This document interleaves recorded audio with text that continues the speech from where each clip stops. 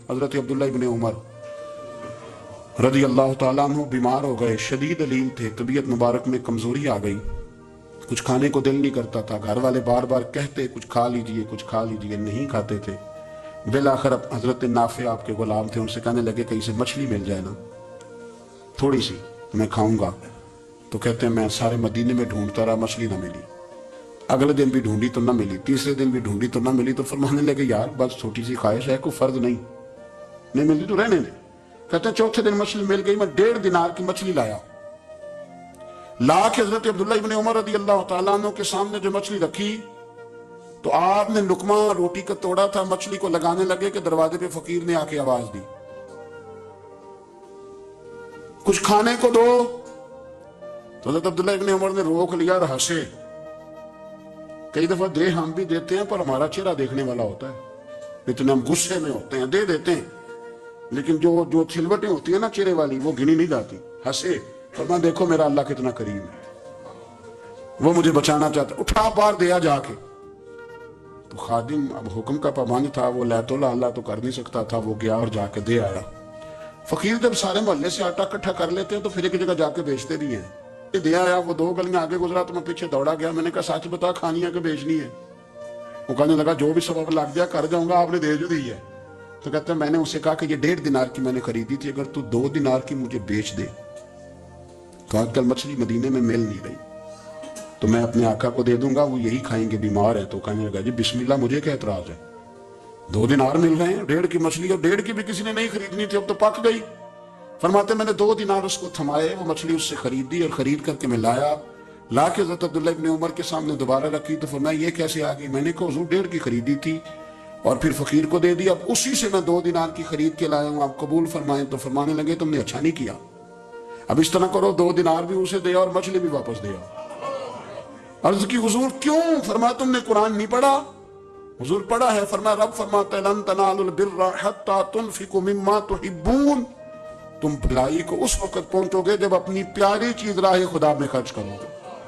امام غزالی نے لکھا ہے، فرمانے لگے دیا، تو وہ حضرت نافع کہتے ہیں میں دینے گیا، دے کے واپس آیا تو کچھ پریشان تھا، کیونکہ مجھے بھی 4 دن ہو گئے تھے نا تلاش کرتے، تھوڑی تھوڑی طبیعت میں مایوسی تھی کہ اتنی محنت سے میں نے لایا اور آپ نے واپس کر دی۔ تو حضرت عبداللہ ابن عمر نے مجھے قریب بٹھایا، پھر مجھے تھپکی دی، فرمانے لگے پتر میں نے ویسے بھی کبھی جھوٹ نہیں بولا، اور آج کل تو میں ویسے ہی بیمار ہوں، ٹائم ہی نہیں، وقت ہی نہیں، موقع ہی نہیں جھوٹ بولنے کا، میں تجھے سچ بتاؤں مجھے مچھلی کھا کے اتنا سکون نہیں ہونا تھا جتنی اللہ کے راستے میں خیرات کھا کے مجھے سکون ہوا۔ تو تجھے تو میری راحت سے غرض ہے نا کہ مجھے راحت کیسے ہوتی ہے، تو مجھے سکون ملا ہے، راہ خدا میں دے، میں نفسانی خواہش پوری کر لیتا تو یہ میرا نفس کل پھر مجھ سے مچھلی مانگتا، پرسوں کہتا نہیں چھوٹے گوشت کی یخنی بھی چاہیے۔ ہم لوگ الجھ گئے ہیں، بہت بڑے قیدی ہیں اپنے آپ کے، بڑے قیدی ہیں، سارا دن اپنی خواہشات کی تکمیل میں بھاگے رہتے ہیں، بڑے بڑے سونے نوجوان۔ میں ان پہ تنقید نہیں کرتا، مجھے ان پہ ترس آتا ہے، جب میں رات کے اندھیروں میں انہیں ٹیلی فون لے کے چوکوں میں کھڑے دیکھتا ہوں تو مجھے رحم آتا ہے۔ میں کہتا ہوں دیکھو نفس کی خواہش کے پیچھے یہ کیا مثلاً آخر کیا ہے اس میں، ایک عورت کے پیچھے تباہ کر لیا اپنے آپ کو، یعنی زیادہ سے یہ کوئی مقصود ہے، یہ کوئی مقصد حیات ہے کہ جس کو مقصد بنا لیا ہے؟ میرے عزیز بات کو سمجھ لیں، اتنا خوبصورت آدمی ہے اور اتنا اس کا اونچا قد کاٹ ہے، اور کیا کس کے پیچھے یہ بھاگا ہوا ہے؟ بڑا سمجھدار، دانشور، عقل مند آدمی، ذی روح بندہ، لیکن اس کا سٹیٹس آپ یہ ملاحظہ کریں کہ وہ 20-40 ہزار کی خاطر جھوٹ بولتا ہے، دھوکہ دیتا ہے، فریب اور فراڈ کرتا ہے۔ ہم اپنی نفسانی خواہشات کے پیچھے اس طرح بھاگتے ہیں کہ ہم اصل سے رہ جاتے ہیں۔ میری باتوں کی سمجھ آ رہی ہے آپ حضرات؟ تھوڑا تھوڑا کر کے، ایک ایک کر کے ان کی باتیں کم مانیں۔ وہ ضروری تو نہیں نا کہ سویرے ناشتہ بازار سے اپنی مرضی کا تگڑا کیا، بازار سے لا پوڑیاں چنے بہترین کھائے، اور پوڑیاں چنے بھی کھائے نہیں، شاپر میں ڈالے ہوئے ہیں، اور وہ لے کے ابھی آ رہا ہے تو ساتھ ہی رستے سے گوشت بھی چھوٹا اچھا لگا تو 2 کلو وہ بھی لے آیا کہ پوڑیاں چنے کھاؤں گا اور دوپہر کے لیے گوشت پکاؤں گا۔ وہ پہلے یہ تو کھا لے صاحب، اس سے تو نجات پا لے۔ یہ پتہ نہیں ہضم ہوتا ہے کہ کچھ اور کرتا ہے تیرے ساتھ، لیکن وہ گوشت بھی ساتھ لے آیا، یعنی ٹیبل پہ ناشتے کے ٹیبل پہ بیٹھ کے فیصلہ ہو رہا ہوتا ہے کہ ہم نے کیا کھانا ہے، ہم نے کدھر جانا ہے۔ سنگیو یاد رکھو، باتوں کو سمجھو اور غور کرو، یہ تھوڑا تھوڑا کر کے جب ہم چھٹکارا حاصل کرنے کی کوشش کریں گے نا، چھٹکارا حاصل کرنے کی، کئی جگہ سے کسی جگہ سے اگر آپ کو تنبیہ ہوتی ہے نا، تنبیہ، اس میں بھی بڑا مزہ آتا ہے، اس میں بڑا. ہمارے ایک بزرگ تھے، تو ایک دن نہ میں گیا تو کہنے لگے الحمدللہ آج میں بڑے سکون میں ہوں. میں نے کہا جی وہ کیا ہوا؟ کہنے لگے میں اپنے آپ کو بڑا پیر صاحب سمجھنے لگ گیا تھا. تو ایک وابڈا کے کسی آدمی سے کام تھا، تو میرے ایک دوست نے مجھے کہا کہ پیر صاحب اس کو ٹیلی فون کر دیں، سنا ہے آپ کا عقیدت مند ہے. میں نے اس بندے کو ٹیلی فون کیا تو کہتا پیر صاحب میں عزت آپ کی بڑی کرتا ہوں پر یہ کام نہیں ہو سکتا. کہتے جب اس نے مجھے کہا نا تو کچھ بھی نہیں، تو مجھے بڑا مزہ آیا، ورنہ میرا تو نفس پھول گیا تھا. میں تو سمجھتا تھا کہ جو میں کہتا ہوں ویسے ہی ہو جاتا ہے. کہتے اس نے تھوڑا سا نا مجھے لیول میں کیا ہے، مجھے مزہ آیا. یہ لوگ نا اپنے اوپر بوجھ ڈالتے تھے، یہ تھوڑا تھوڑا پیچھے ہٹتے تھے، یہ سمجھتے تھے کہ اس طرح تو ہماری تکمیل رہ جائے گی. صبح سے شام تک اگر اسی نفس کی باتیں مانتے رہیں گے تو خرابی کرے گا. دولت کا نشہ ہے بھائی، دولت کٹھی کرنے والا کسی جگہ سیر نہیں ہوتا. حسن کا نشہ ہے، حسن کا نشہ ہے. حضرت ابو بکر شبلی رحمت اللہ علیہ فرمایا کرتے تھے جو تیری بیٹی کو خوبصورت سمجھ کے اس کے ساتھ نکاح کرنا چاہے اسے بیٹی نہ دینا. حضرت جی کیوں؟ فرمایا حسن تو تھوڑے دن کے بعد ختم ہو جائے گا، پھر وہ اس کی قدر نہیں کرے گا، وہ تو کہیں اور منہ مارتا پھرے گا. حضرت ابو بکر شبلی رحمت اللہ تعالیٰ علیہ کی بیٹی خوبصورت تھی. ایک نوجوان کہنے لگا میرا نکاح کر دیں. آپ فرمانے لگے پتر تو 1 مہینے کے بعد آنا کر دوں گا. بڑی موٹی تازی خوبصورت صاحبزادی.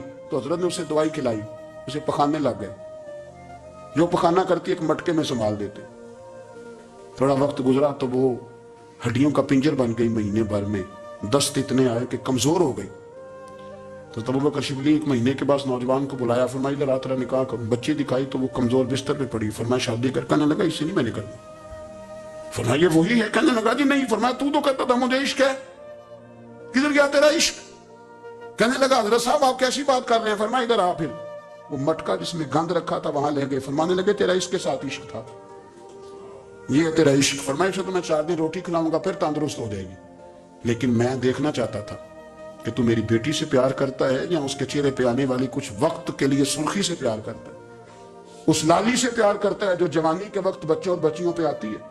کس چیز کے دل دادا؟ یعنی کیا مطلب؟ نفس کی غلامی، سراسر غلامی. اور پلٹ پلٹ کے بڑے بڑے سیانے بندے چھوٹی سی خواہش کے لیے. بڑا سمجھدار آدمی، بڑا سیانا بندہ. میں ایک بڑے بزرگ عالم تھے، میں ایک دفعہ ملنے گیا تو پائے پکا رہے تھے، خود پائے پکا رہے تھے. تو وہ بڑے پیار کی بات ہوتی ہے نا، تو تامت باندھی ہوئی اور بڑی جناب خستہ حالی اور وہ پائے پکا رہے ہیں. تو میں نے ان سے کہا حضرت جی پائے تو کسی اور نے بھی پکا لینے تھے، آپ بخاری لے کے بیٹھتے، چلو میری طرح کوئی بندہ آپ سے استفادہ بھی کر لیتا. اب پائے آپ لائیں گے، پھر پکائیں گے، پھر آپ کھائیں گے، تو یہ تو 24 گھنٹے آپ کسی کام میں گزر جائیں گے. تو یہ ایک چھوٹی سی خواہش کے لیے. میں کسی چیز کو حرام نہیں کہہ رہا. قرآن پاک کی جو آیت پڑھی ہے صرف اس کی تفسیر آپ کے سامنے عرض کر رہا ہوں.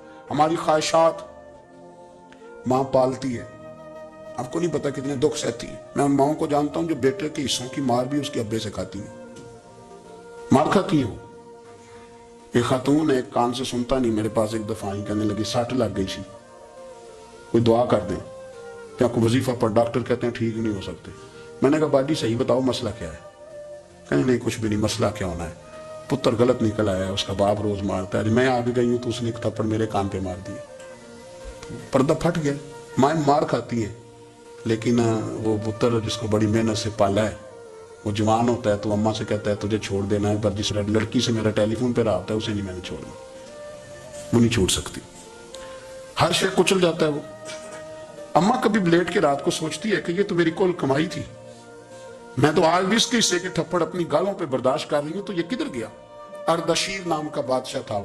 حضرت محدث ابن الجوزی آج سے کچھ 700 سال پہلے لکھتے ہیں. اردشیر بادشاہ بڑا خوبصورت تھا، جوان تھا، بڑا عقل مند تھا. اس نے اس طرح کے قریب قریب کی ساری ریاستوں پہ قبضہ کر لیا.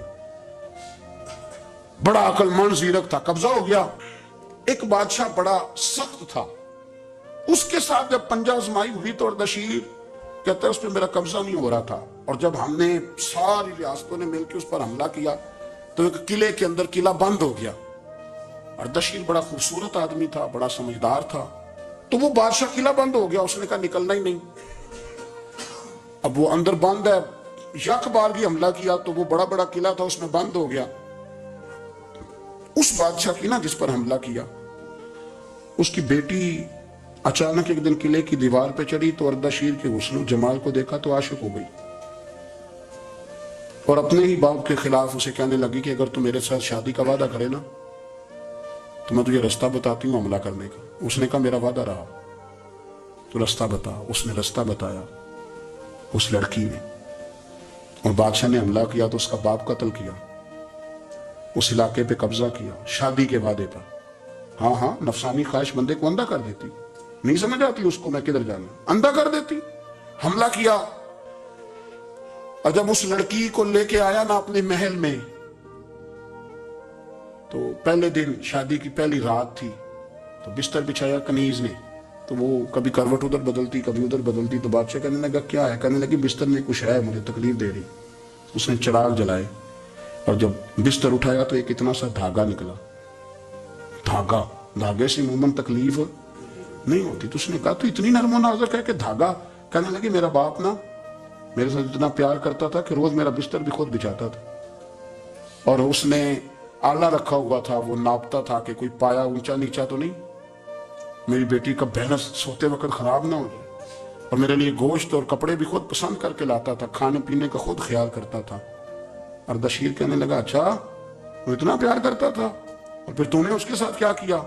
کہنے لگا بلاؤ کنیزوں کو بلایا، فرمایا اس کو اٹھاؤ اور جلاد کے پاس لے جاؤ، اسے کہو کہ اس کے بال ایک گھوڑے کے ساتھ باندھے، پیر دوسرے گھوڑے کے ساتھ باندھے، اور ایک گھوڑا ادھر بھگا دے، کدھر بھگا دے۔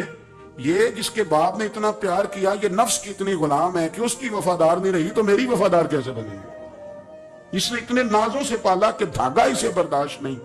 او یارو، یاد رکھو، اگر نفس کی غلامی کرو، بڑے بڑے وفاداروں کو چھوڑ کے غلامی کرو، تو پھر کہو وفادار مل جائیں، کوئی بول ہوا لڑا نہ بول بیٹھی، ہوں دے خسم ناراض بڑ بولیاں دے، کہاں سیر کھائے تے بول بول ٹھنڈ پائے، بڑے فرق نہیں سجنا بولیاں دے، جڑیاں خسماں دی وچ رضا وسن، پاگ جاگ جاندے انہاں گولیاں دے، آپ ادلیاں نو سردار پین تکے، تے شرما والیاں نو چوٹے ڈولیاں دے۔ اپنے نفس کے پیچھے چلو گے تو یہ تباہی ہے۔ جب ہم نے کسی سے وفا نہیں کی تو یہ کیا امید ہوئی کہ دنیا ہم سے وفا کرے گی؟ اللہ رسول کی مرضی کے مطابق اصول پسند زندگی بنائیں، ایک ایک کر کے اپنی خواہشات سے پیچھے ہٹیں، تھوڑے پہ گزارا کرنا سیکھیں، اپنے نفس کو سمجھائیں۔ ضروری نہیں کہ روٹی ہر وقت مزے کے لیے کھائی جائے، کبھی کمر سیدھی کرنے کے لیے خشک روٹی بھی کھا کے دیکھو، کبھی سادہ کھانا اس پہ بھی اکتفا کرو، کبھی تھوڑا کھا کے اچھے طریقے سے سادے کمرے میں بھی اللہ کو یاد کر کے دیکھو۔ نفس کے پیچھے نہ بھاگیے گا، تباہی کرے گا۔